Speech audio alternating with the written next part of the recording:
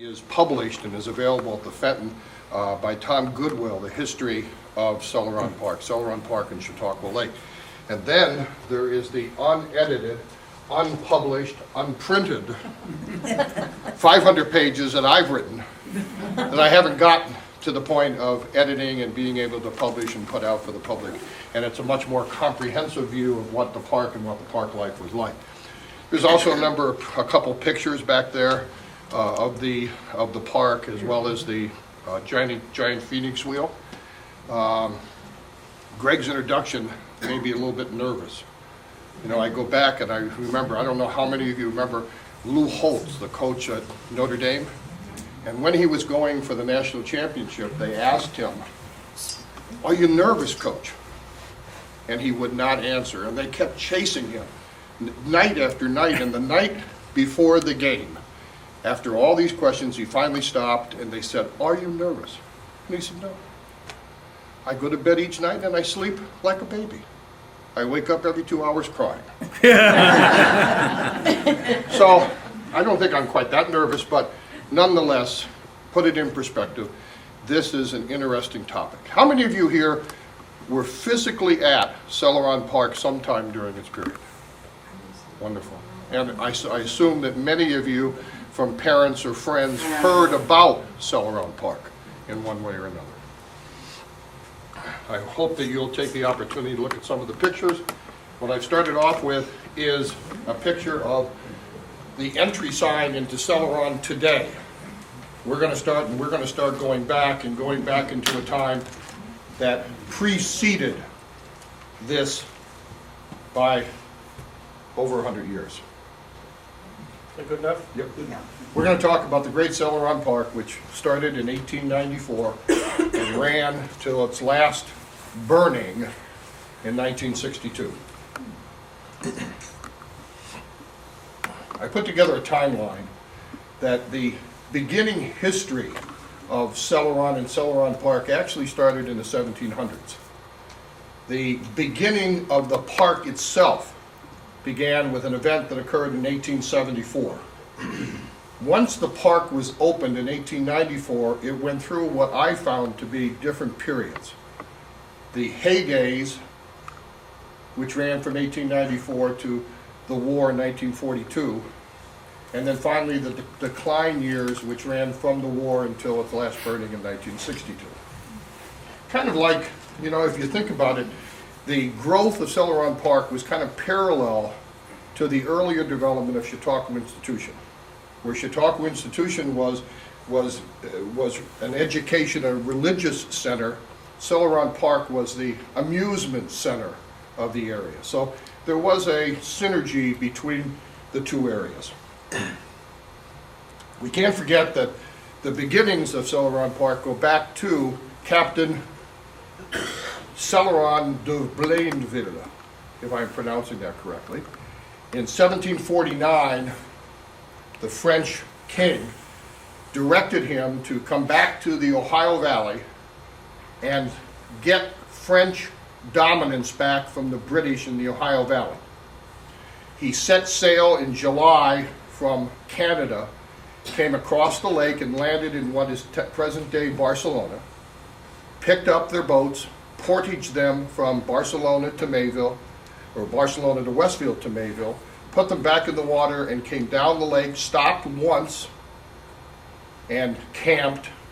And then on the second day they came down and they passed the Narrows and came into the wide breadth of the lower lake. And there they stopped 3 miles from the outlet, which is present-day Celeron. So at present-day Celeron, they stopped, and that's really how the village of Celeron got its name, because of the voyage of Captain Celeron. If you look back at the makeup of the area back at the time, in early 1800s, the population was small. Matter of fact, it was 1811, I believe, the county incorporated. 1812, the town of Ellicott, named after Joseph Ellicott, was incorporated. And it wasn't until 1826 that Jamestown incorporated as a village, not as a city, but as a village. At the same time, Celeron was growing. First, a man by the name of Charles Wheeler Sammis bought the property around Celoron. Matter of fact, I might better show you this so you can get it before we get too far involved. This is a map of the village today and the park. And this is the far western end, which was called Prendergast Point. And of course, the park runs all along here. This would have been the long dock, and then over here would have been the western end of the park, which would have been called the Grove. And of course, way over here is Bertus Bay. Now, that area that is Bertus Bay today was originally Sammis Bay, because that's who owned the property. Sold eventually to Bertus. Joseph Bertus bought it, and it became known as Bertus Bay. Then, in 1874, James Prendergast bought the property, and it was then named Prendergast Point. I said something to somebody on the Chautauqua Lake Association about Prendergast Point, and they were directing me up here north, or I mean up to Prendergast Point up here. But the original Prendergast Point was down in the village of Celeron. It was the Prendergast who started the whole thing. James, the father, died in 1897, willing the property to his son Alexander, who deeded the property to his wife Mary. Mary died in 1891, and the property was sold. Two very industrious lawyers from Warren, Pennsylvania, bought the property, Lindsay and Lindsay, the Lindsay brothers. And their first goal was to parcel the property and to make summer cottages, a summer resort out of the village of Celeron. But as things would have it, other things intervened, particularly Almond Broadhead, who leased the property that I showed you as to being Celoron Park. He leased it for his intention to put up a park. There's Lindsay and Lindsay, two very distinguished lawyers of their time. That's William Broadhead. I don't have a picture of Almond Broadhead. That's the best I could do as far as the Broadhead family was concerned. Almond Broadhead, along with George Maltby, along with Jules Delmar, were the three men, owner, supervisor, manager, who ran the park in these early years and created the environment that would be the success. Almond Broadhead said, there are three concepts that we will never forget. Never compromise nor lower the standards that would diminish the integrity of the park. The park is for the people, and they expect a respectable amusement. Number two, be prepared for change and addition. Provide a reason for people to return time after time. And number three, create an open-air picnic area, allow the holiday atmosphere for the pleasure seekers. Those were the three basic tenets of Celoron Park. The newspaper in 1894 said this: the grand opening to take place, a playground for Jamestown and all creation.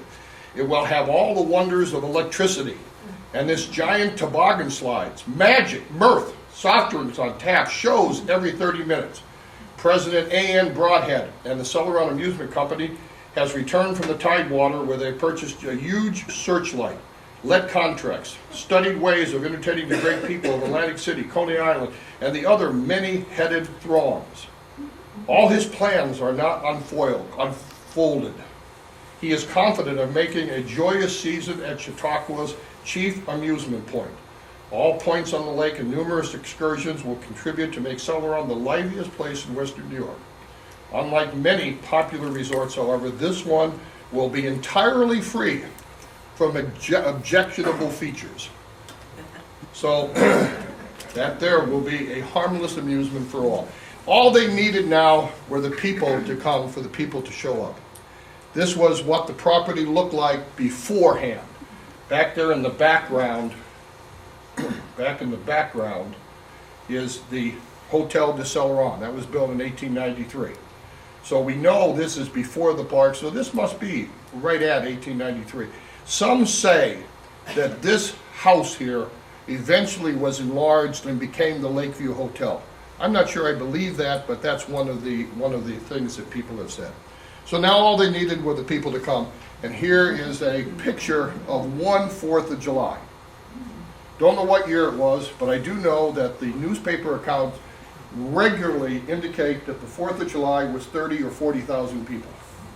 And the newspaper said in 1897, they indicated the crowd was 57,000 people in Celeron on that day.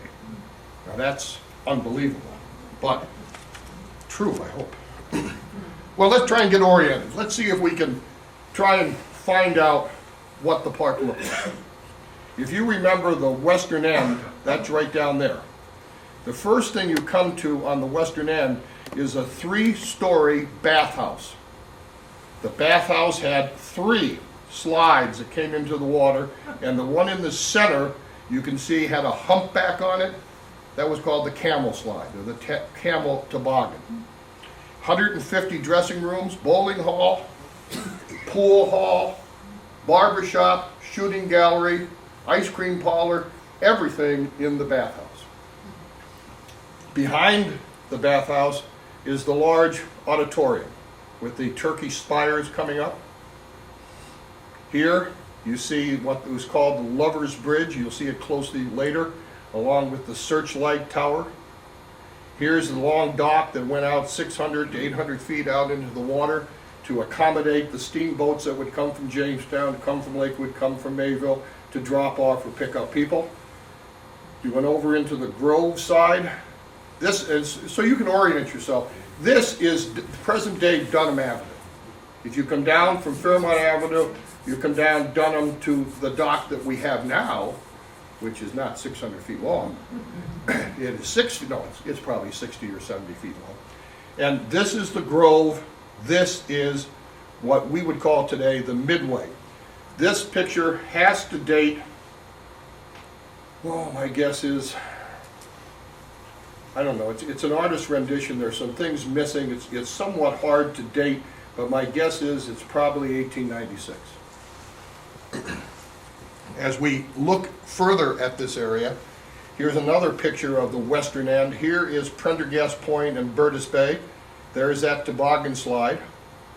Here is a band shell that has been moved into the inland, and this is the, what we call them, the concession stand, a long concession stand. Not to be mistaken with another concession stand, which we'll come to. We're in the center now. This is the Celoron Theater in the center, right next to the long dock. Here's another picture of the western end with the toboggan slides. Was the theater Yeah, a film theater or a live theater? it was a live theater. Vaudeville was big at the turn of the century. And all of the drama companies, all the stock companies, all the vaudeville acts coming from Chicago to New York City would stop at Cleveland. Coming from New York City going to Chicago would stop at Celoron. All of them eventually at one time or the other. And by the way, if you have a question, yell it out. Let's not wait till the end and forget about what it was we wanted to talk about. Here's another view of the theater. I have some better pictures of it as we get more into it. Right now, all we're trying to do is to give you a sense of what the park looked like during that period of time. This is the entry into the far eastern end. This would have been the boulevard right here, and this would have been the entrance into the Grove section of the park, and you can see where the Phoenix Wheel was. These were kind of amusement houses, and I'll show you one or two of them in some of the additional pictures. Here is our people at the, well, not 1912, there was a zoological gardens down here, animals of all types, and every year they would change different animals. That's a bear pit.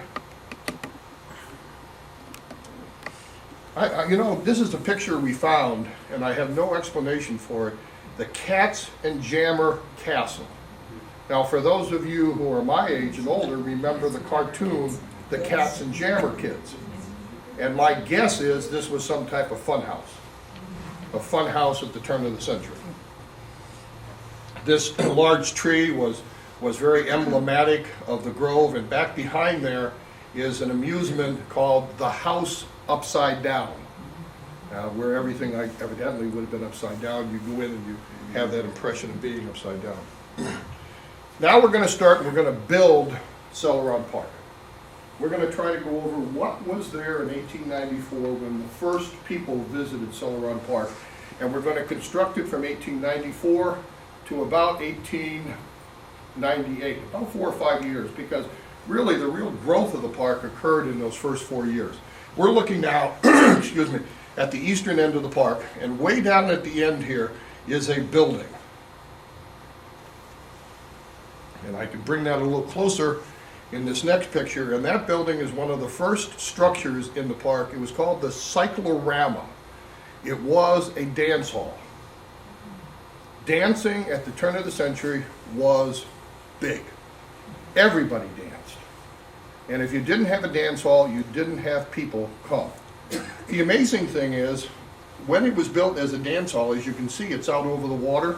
It only served as a dance hall for about 2 years, because once the auditorium opened, that became the primary dance hall, and this became kind of a, what I want to say, a grove for picnics, for shop picnics, for large groups coming in and picnicking.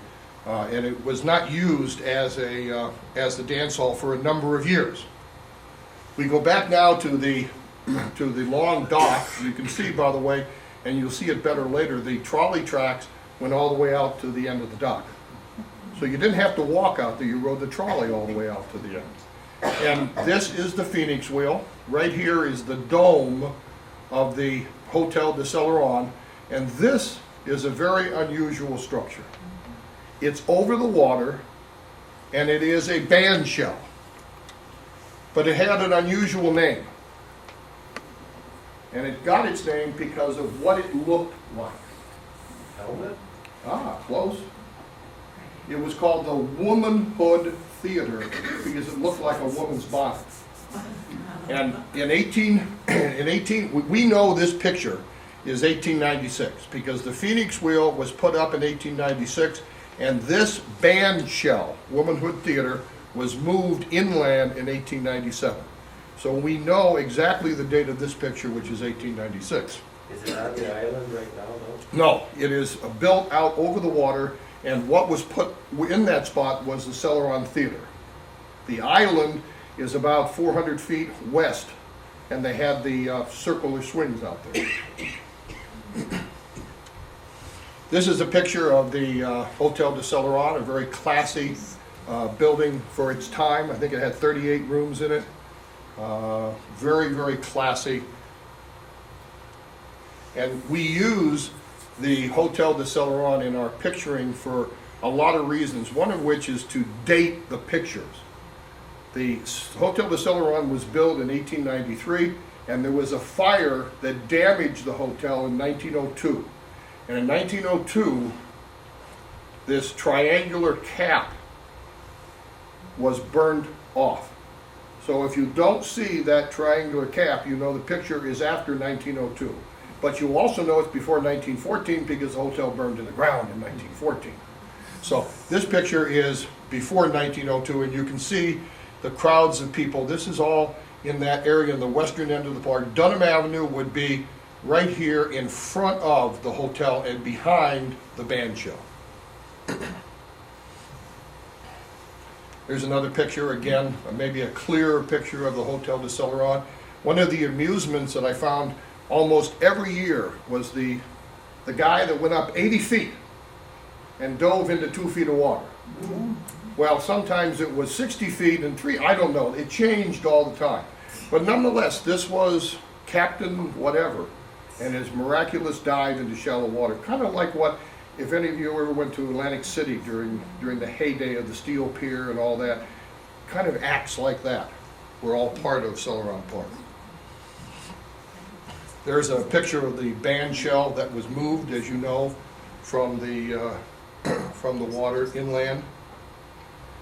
And here is the hotel after 1902 because this cap is now gone. Do they know what caused the fire? Yeah, no. You know, the thing is, all these structures, as Chautauqua, and Chautauqua is amazing that they've been able to keep their buildings. But at Celeron, Virtually all of them burned at one time or another. And you're going to see that fire was the big destroyer of the amusement park.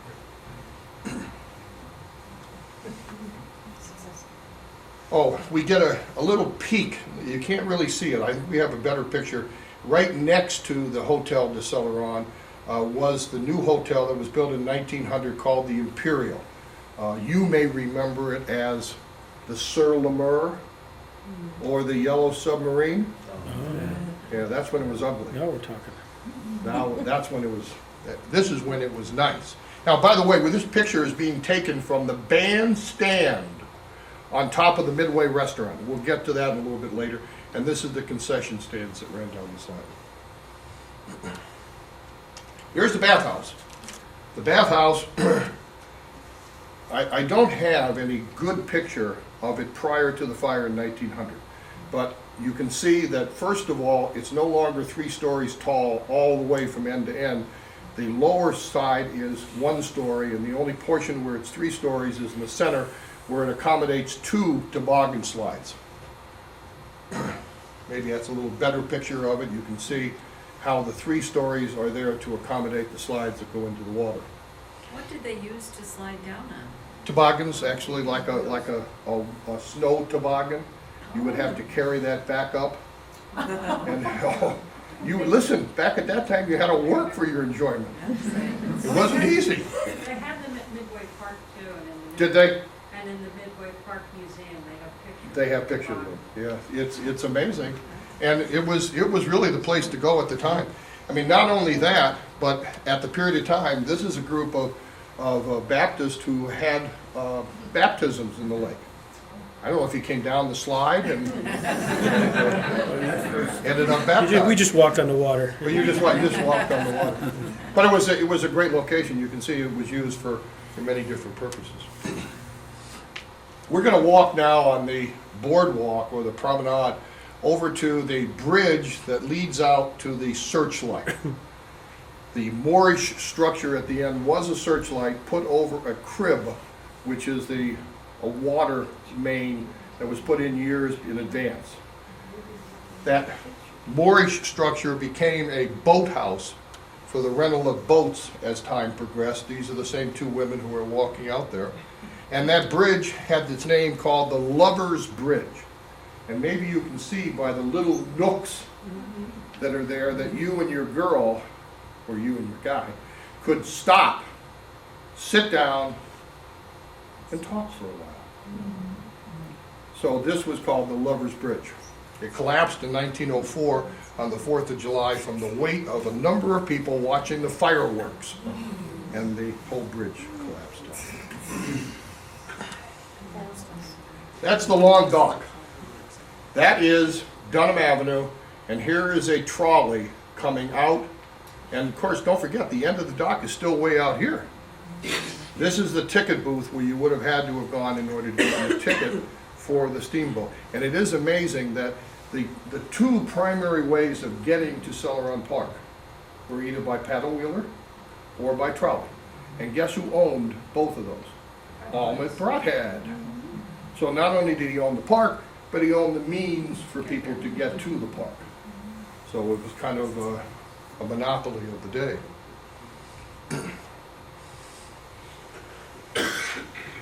This also is the long dock. I wanted to point out that this hotel here was the Richmond Hotel. It is one of the better pictures of the hotel of the era. A lot of the people that were in the theater would stay there during that period of time. In later years, it became more used for storage than anything else. There's the Steamboat. You can see how crowded it is, and the trolley tracks going all the way out. And you can see, can you imagine dressing like that to go to an amusement park? Can you imagine dressing like that on August the 15th when the temperature is 100 degrees and the humidity is 80%? I mean, it's amazing, and this is the dress of the time.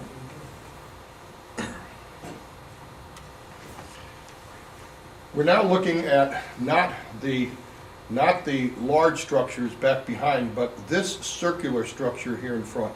It's called the Magic Fountain. Almond Broadhead went to the Chicago World's Fair in 1893, and he brought back a number of the concepts of the World's Fair. The World's Fair in Chicago was called the White City. All the buildings were painted white. Everything was perfect. People went there and said, oh my God, this is paradise. Well, the only thing that was paradise about it was the fact that it was painted white. And that many of the buildings were only facades, that there was nothing behind them. And believe it or not, Celeron, by many people during that period of time, was called the White City on Chautauqua Lake. And Almond Broadhead brought back many things, one of which was this hydraulic magic fountain.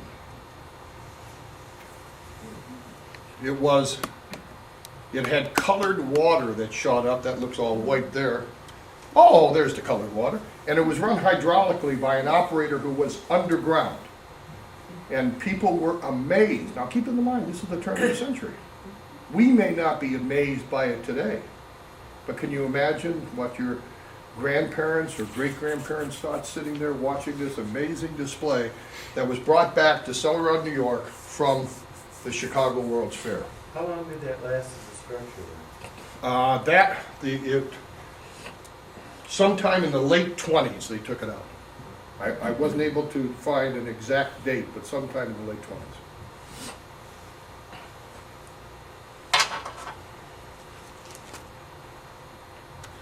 Here we are, baseball.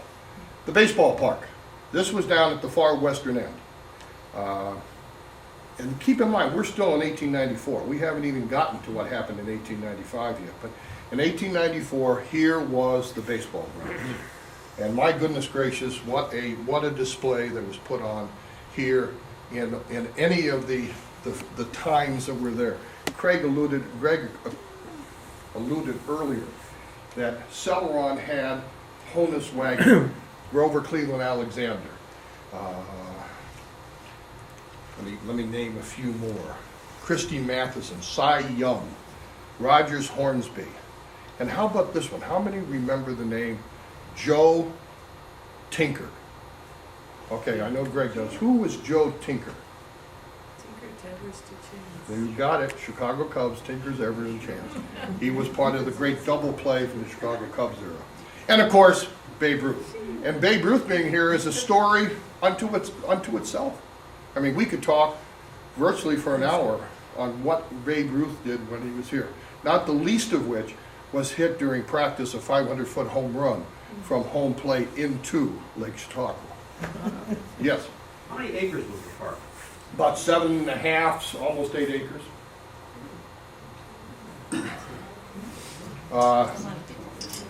I mean, we could talk at length about what Celoron Park as well as Babe Ruth meant to organize baseball, because he was out illegally, by the rules of baseball, barnstorming after the World Series. And of course, the new commissioner of baseball at the time was Mountain Landis, who was prepared to clean up the game of baseball from the 1990 Black Sox scandal.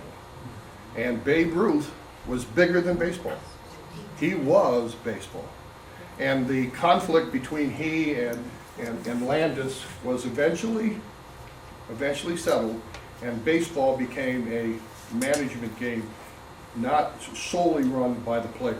So Babe Ruth was there. But you know, we also had virtually every major league team that ever was.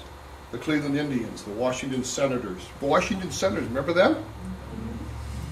The New York Giants, the Baltimore Orioles. How about the New York Highlanders? Who were they? Yankees. That's the Yankees. That's the name of the Yankees before they changed their name. Well, we also had other people here. Did you know that Jim Thorpe came to Celoron Park and competed at the park in a game of baseball? Also, Babe Dickinson's the Harriets, the great female Olympic athlete, was here. So we had a great number of people that came through Celoron Park during that period of time. Let's jump to 1895. 1895 saw the construction of this building. This is the auditorium. It accommodated 8,500 people. In the wintertime, and let me give you a better picture of it, you can see that behind the opening way was this gigantic structure. In the winter months, they would take out the windows in the bottom floor and then flood the entire auditorium. And they would have ice skating on the floor, 12 laps to a mile. They also had a 800-foot annex that ran from the back down to the far western end of the park, which they said was as wide as a road, divided by a rope, and they used it for speed skating. 800 feet out, 800 feet back. Which building became the roller skating rink? They used this for roller skating, but not, the roller skating rink that you and I probably remember was built in 1939. That's mine. That's the one that we remember, but they used this for roller skating, but they also, this became the dance hall too. So they had roller skating, they had bicycle races, they had ice skating, they had dancing, they had furniture companies come in and put their wares out, they had the Baptist Bible students come for a convention, they had all kind of events. Not only that, excuse me, not only that, they had Williams Jennings Bryan speak there in 1896, Henry Cabot Lodge in 1896, Carrie Nation in 1903, and Teddy Roosevelt in 1906. So, a lot of people came by. Directly from the Chicago World's Fair came this monstrosity. It was a double-decker Pullman trolley car that was called the Columbia. And it was called the Columbia because the Chicago World's Fair was also called the Columbian Exposition. So this is what Elmwood Broadhead brought back, and this became, over the years, the exclusive car for the Celoron Park. This was the double-decker, and again, if you'll notice how well they're dressed, it's amazing. And this would run day in, day out, coming back and forth from Celeron. Now here is the trolley tracks in the park, and the trolley stop would have been back here just a little bit. It was at the Penny Arcade. So they would stop there, pick up passengers, and drop them off. Yes? What fuel, how did the trolley run? Electric. It was an electric trolley. That's really what sent the park off, was the ability to have electricity and to bring not only the lights but also the power of the trolley into the park itself. Who supplied electricity? Pardon? Who supplied the electricity? Oh boy, probably I don't know. It's Elmwood Broadhead, probably. I don't know the answer to that. Was there a plant there, or, Here we are now in what would be the midway, and up here in front of you is that bandstand. As we said before, music and dancing were important. Well, they would have band concerts every day, 3 and 4 times a day. Either here or in the band shell or down at the end of the annex. And the big band at the time, and I think I have a picture of it, there you can see the bandstand a little bit better. Down in the bottom section it was a restaurant, and in 1934 it was converted, and it was called the Old Heidelberg in 1934. What happened in 34 that would want it to change to a name like the Old Heidelberg? Prohibition. Prohibition. The end of Prohibition, it became a beer hall.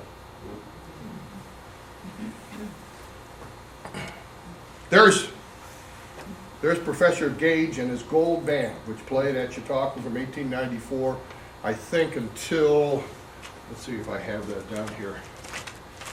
Professor, no, I don't have it down here, so I don't know. But he played about 4 or 5 years, and there were other bands that they contracted that stayed for 5 years or 13 years or whatever it was. These guys look more like criminals and should be up in Brockton, more so than playing music at Celoron Park. This is one of the unique parts of Celoron Park. These were spread along the grove as well as some into the midway area. They were kind of like, this is the only one that was elevated. It was called the Corkscrew Pagoda. And these, I suspect, were like picnic benches in the park. But this was your private picnic bench. If it was not being used, you could go in there in any type of weather, sit down, have your lunch, have your dinner with your family. This was kind of like your private pagoda at Celoron Park on the lake. This is a picture of the train, or the trolley stop that is the Penny Arcade. Well, now we're down to the Phoenix Wheel, which came in 1896. Came from Atlanta, Georgia, and it was gigantic. 125 feet in diameter, 12 baskets that carried anywhere from 12 to 20 people. Baskets and a Ferris wheel that would accommodate as many as 200 people. It was one of the signature items of Celoron Park. Anybody ride on the Phoenix wheel? You have. It went fast? It went slow. It went back and forth and back and forth, yes. As I told someone earlier, it was dismantled at Celeron in 1952. It was moved to Pomona, California, and ran for 30 years in Pomona, California, before it was dismantled in 1982 and sold for scrap. So it was still operable in 1952 if it was operable for 30 years in Pomona, California. There's another picture, and why I put this in of interest was that Edison had his magic I'm not sure that I can. Yeah, the kinescope there, and of course you know his familiarity with Chautauqua itself, but he was very part of the Celoron Park experience. There's probably as good a picture as you can see if you want to see what the baskets were like. It's not the stereotypical Ferris wheel that you may have seen today, but they had these baskets. I have a larger picture of it that was colorized by the Disney people, and it is a good view. How many people could fit in one basket? Anywhere from 12 to 20. Oh, And of course, it depended upon your side. I mean, they would pack in 20 youngsters in one of those. Certainly not 20 of us adults. Why did they take it down to 52? Well, that's a hard thing to answer. Some say that the new owner of the park had interest in other parks across the country. One of them was Pomona, California. So one may think that since Celoron Park was in its decline, that maybe there was a financial reason why that was moved to someplace else. Yeah, But that was pretty much the beginning of the end of the park, right? sure was, sure Maybe was. it's replaced with another Ferris wheel? No, they had small ones. They had 2 or 3, but Celoron Park after that time became more of a kiddie land Yeah. rather than an adult amusement park. Well, here is the theater. All wooden, and you can see immediately that it's all out over the water. This is where that Womanhood Theater was. And they put the Celoron Theater over the top of it. And I took a couple views. We're looking from the western side. Now we're looking at the back western side. I assume this would have been the stage, and these probably would have been dressing rooms for the artists who were performing on stage. We're now looking at the back eastern corner of it. On the eastern side, they had this little pond, a duck swan pond. Jack, these structures that were out over the water, weren't they damaged in the winter? Yeah, there always was some damage. Matter of fact, the reason that I say to you that the long dock was 600 to 800 feet long, every year it changed. You know, because the ice would damage it, and they would reconstruct it shorter, or they'd reconstruct it longer, so any one year could have been any of those lengths. And certainly, as you suggest, being out over the water as this was, it certainly took some damage from the ice. But, can you imagine now, this is 1896, 1897, you can see this was a pretty amazing facility. And up here, you can see Celoron Theater. I think I have a better picture of that. Right. No, not much better. Not much better. Okay, so they built the theater, and this is now 1897. Oh, here's the stage. And the individual boxes up there a little bit more. There's what the inside of the theater looked like. Pretty ornate.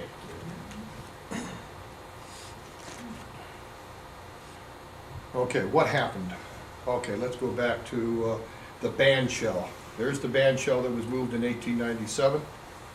And there, can you see right in there, right in the center there, between the band shell and the Hotel de Celeron, the Imperial Hotel? It's right on the corner where people, other than myself, say the log cabin sits. In the office, anybody that says log cabin has to pay $1 into the pool, because we call it the community center. So if you do come down to the office, be sure you don't say. Yellow celebrated. Yeah, be sure you, that would be a $2 payment.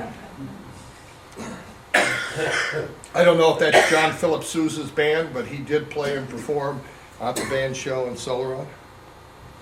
This is a picture, and the only picture I have, of the first roller coaster in the park called the Gravity Railroad. And matter of fact, that was the fire of 1900 that not only burned down the Gravity Railway, but it also damaged the Bathhouse, which had to be rebuilt, and it also damaged the annex that needed to be repaired as well. You know, that was at Chautauqua. What was What's that that? balloon? The Gravity Railroad was at Chautauqua and was moved down. It was moved down there? Yeah, it was here for a couple of years. Really? Yeah. Wow. That's a shocker, because Where this Gordon wasn't put in Hall until was. 1897, so it very well could have been at Chautauqua first. Here is the Imperial Hotel. This is what you remember the Imperial Hotel to be, but this was not what the Imperial Hotel was. One of the big things in the parks at the time was being able to walk from end to end. The promenade ran 4,800 feet from end to end, and you can see that people of the time just enjoyed walking along the lakefront. This is the second roller coaster in the park, called the Figure Eight, and was directly across from the auditorium. That ran until, I don't know, about 1933 to the early 30s. So it's possible that some people in here may have ridden or remember the Figure My Eight. parents wouldn't let me ride it, said it was too dangerous. Probably was. Here is Company E, and this is the Lakeview Hotel, which is on the corner of Lake and Allegheny as you would enter the park. This was a group of young men from the area that enlisted in the Army during World War II and went in as a separate company, Company E, from Jamestown and Celeron. Give you an idea, here were the hotels that were in the village of Celeron. It's not all at the same time. Believe it or not, over that period of time, but don't forget, hotels were not what we think of them today. A lot of them were boarding houses. You know, maybe they only took in 3 or 4 people. And when you look at some of the places like the Frederick House, the Fenton House, names like that might be indicative of the fact that they were smaller. But I can't tell you that they were all there at the same time. All I can tell you is that they were in the village of Celeron. The merry-go-round. There's the merry-go-round house, and it's down at the end of the park, down toward the western end, because right here is the archway that you would use to enter the baseball field.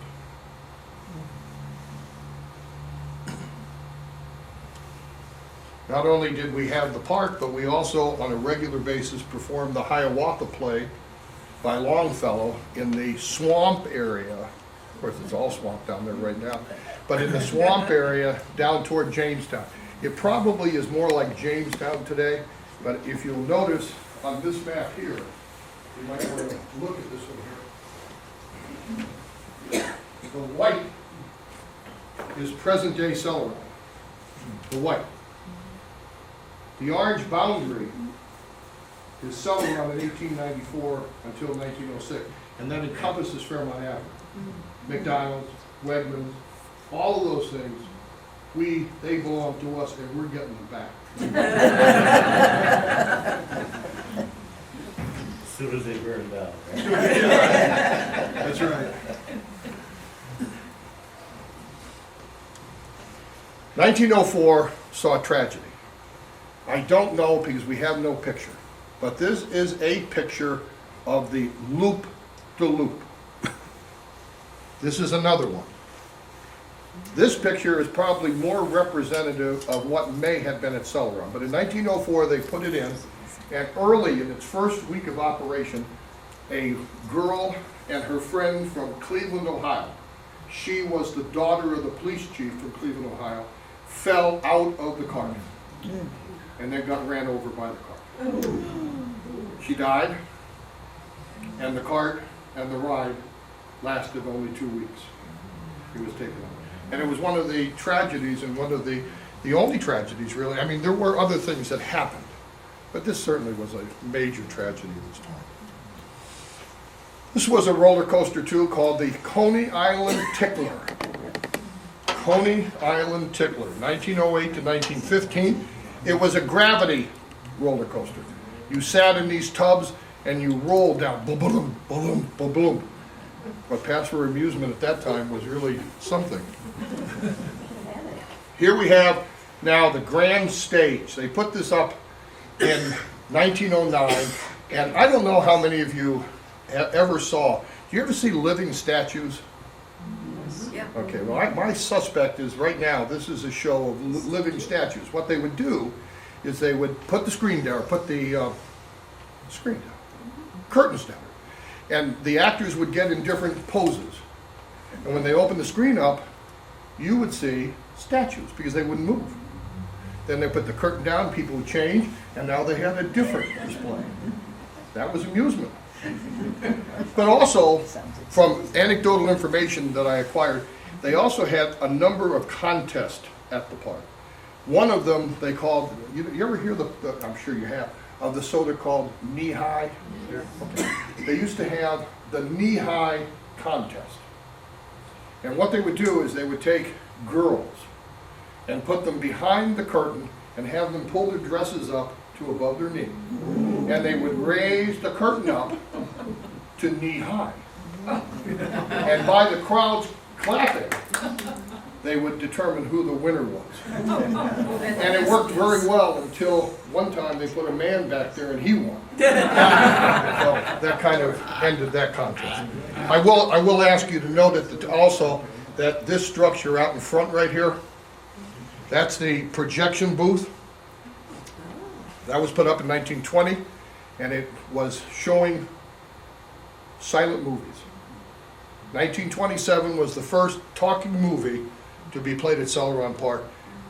Here's the 1909 program: Shriners Day, Children's Day, big Labor Day celebration, all the things that were happening in 1909. But more important than anything, look at the people. I mean, we talk about our era of going to the drive-in movie. Remember going to the drive-in movie? Remember putting your friends in the trunk and getting into the drive-in movie? You did that too. Well, this was the walk-in movies. This was the outdoor walk-in movies.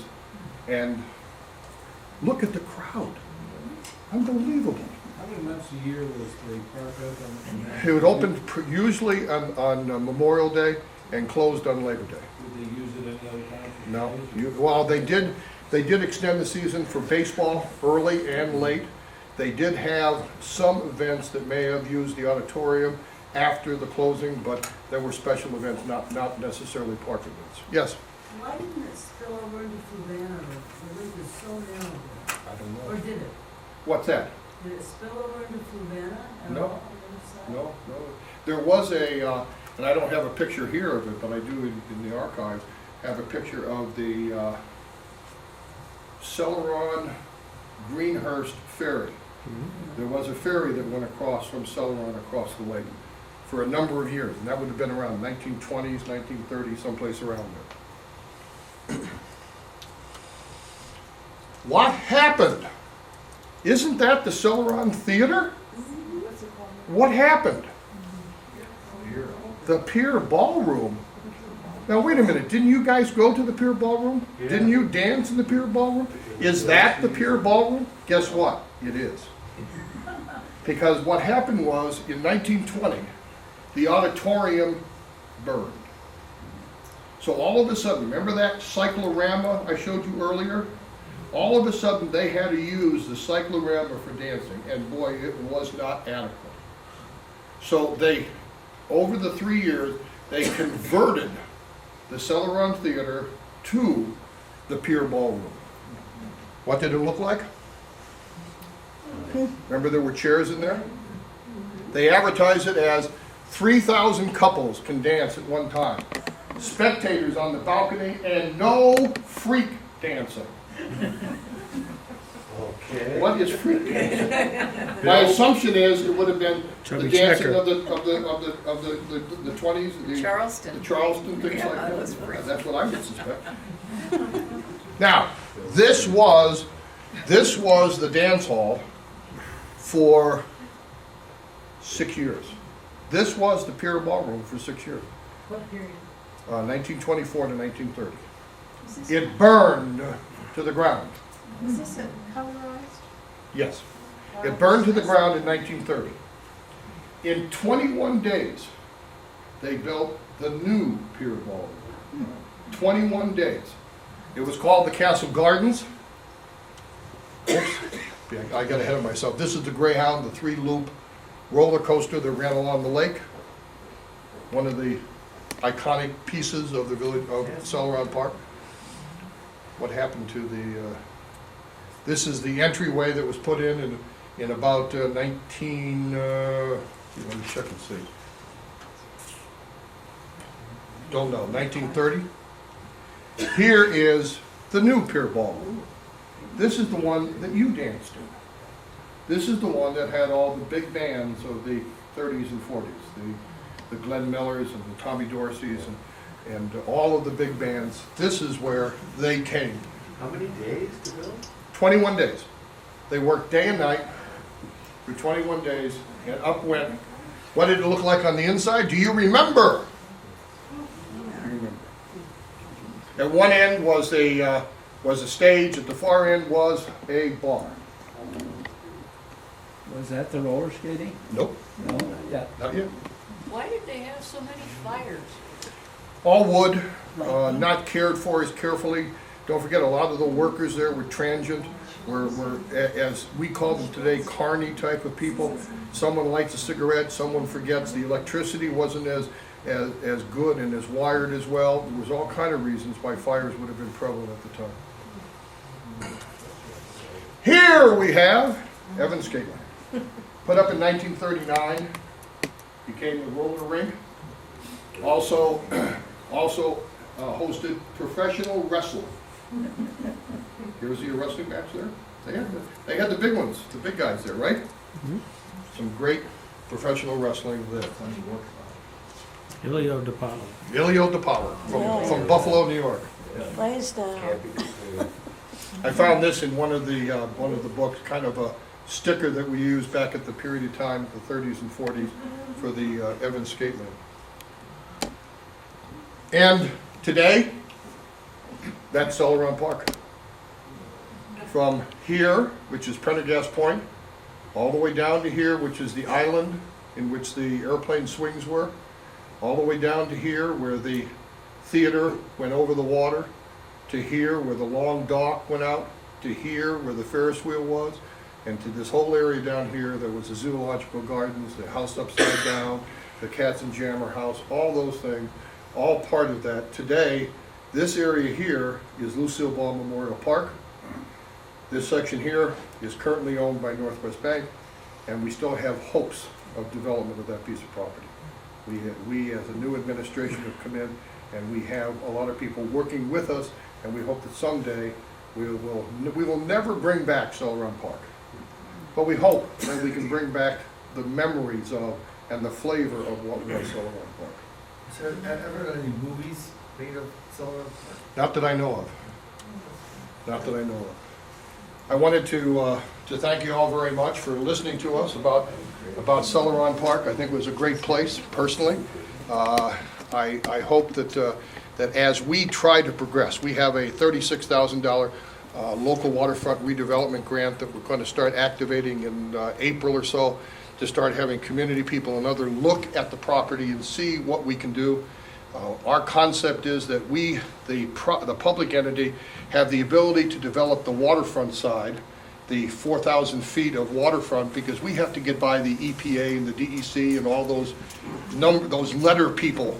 And we have to dredge the water, we have to build the boardwalk, we have to put up the lights, we have to put up the benches. But once we do, and once we create public access to public waterways, there's gonna be a lot of people anxious to develop the backside. So keep your eye on the papers, see what happens to the village of Celeron. We certainly hope it's gonna be good things. Yes? Curiosity that strikes me is that since things were happening so fast, going up and going down, how much of those old buildings do you think is, be able to meet the scoop when you go into the... I don't know. Just recently, last Christmas, we had a fire in the village, right next to the village hall. And it was a building that was put up in 1900. And I had somebody come in with a ceramic bottle, maybe about this tall, dark brown on the bottom, kind of a tannish color on the top, and it said ginger beer from Buffalo, New York. And what he said was back in the 1900s, when they were building this building, the workers would have this ginger beer for lunch and then throw them in the foundation. Still do. Yeah, that's great. So one of the things that we want to do when we eventually get to the point of redoing or eliminating until the insurance money comes in for the woman that owned the place, when she takes out the refuge, we want to go in and see what we can find in the foundation as far as memorabilia. A lot of that couldn't have gone very far. A lot of that was No. swamp area further down. I agree. Excellent place to put the building stuff. I agree. I mean, there's a lot of potential. I mean, there's a lot of landmarks there, the concrete pylons that the Phoenix wheel would have sat on are there. By the way, we invite you all to come down June 8, 9, 10, and 11 for the Rib Fest. Last year, we had 20,000 people there. And we invite you to come down again. We have great music. We have a corporate sponsor, Kia of Jamestown. You have a chance to win a free car. I'm advertising, I know, but we'd love to have you stop down and enjoy yourself and have a glass of wine or a glass of beer. Great ribs, great music, great friends, great times. Appreciate it.